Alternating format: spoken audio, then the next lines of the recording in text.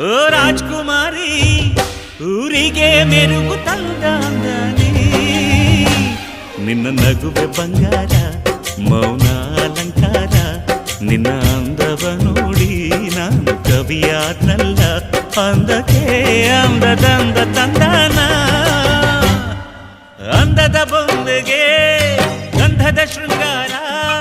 ಚಂದದ ಬೊಂಬೆಗೆ ಹೂವಿನ ವಯ್ಯ